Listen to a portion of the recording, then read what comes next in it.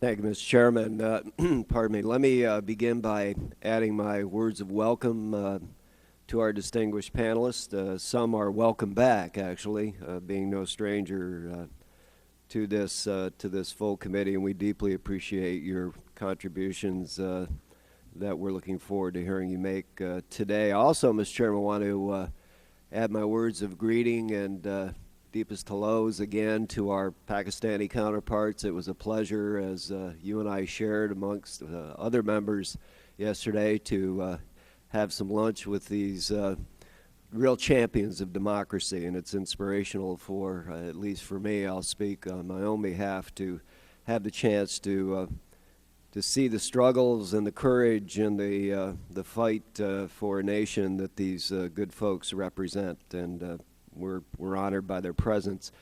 Mr. Chairman, I'd ask that my statement be entered its entirety in the record, and I would note, as always, without objection, you covered much of the waterfront with respect to the comments I wanted to make, but let me just say that I certainly join you in your assessment of the seriousness of this topic today as a national security concern. You mentioned, as I was prepared to, the DNI, Director Blair's comments with respect to the importance of this challenge on our near-term security.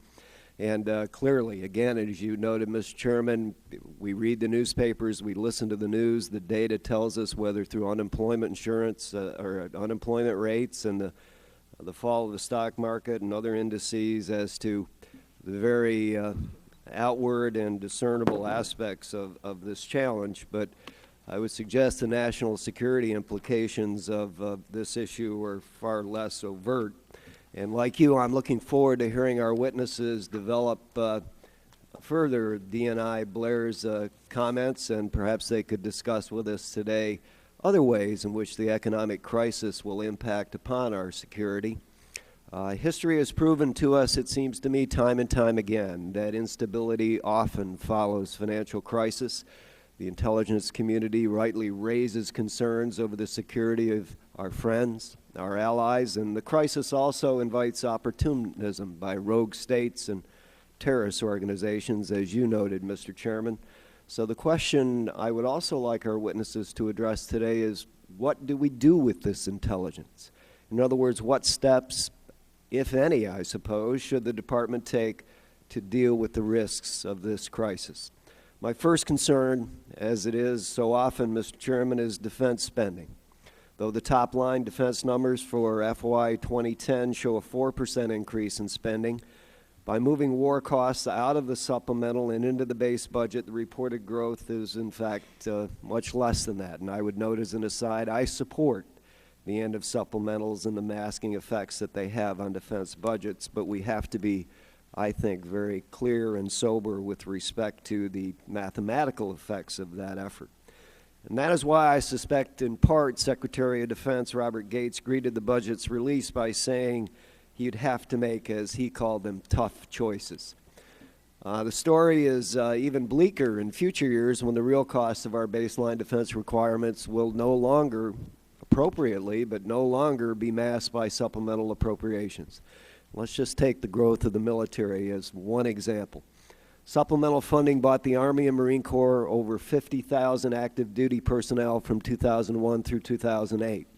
The price tag for that growth was roughly $6.8 billion in additional basic defense cost. Future defense budgets will have to absorb these costs, and that's why I'm concerned what impact flatlining defense spending will have on national security policy in the midst of this global financial uncertainty. Missile defense policy offers yet another good example. Many are calling for deep cuts in these programs, and while I may understand their perspective, I would argue that strategic deterrence may be exactly what will be required to bolster our allies and friends at this time. A weakened global economy is unlikely to lead competitors and adversaries to decrease their strategic capability, as some may hope. In fact, I think it can be argued that the opposite may be more plausible. Faced with fiscal constraints, will Iran double down on its ballistic missile program? The question, it seems to me, merits our most careful consideration. In contrast to the 90s, today we more fully understand where our security challenges reside. The wars in Iraq, Afghanistan, the fight against al-Qaeda, Iranian and North Korean nuclear weapons programs, the return of a more aggressive Russia, the rise of China, all require not just words, but resources as well. Diplomacy, soft power to be sure, is a necessary condition, but that effort will ring hollow, in my judgment, absent a strong commitment on defense. And it seems to me this will be particularly true during the current economic crisis. Mr. Chairman, with that and the rest of my statement entered into the record, I would once again welcome our witnesses, say how anxious and happy I am to hear their comments, and I would yield back to you for the rest of the hearing.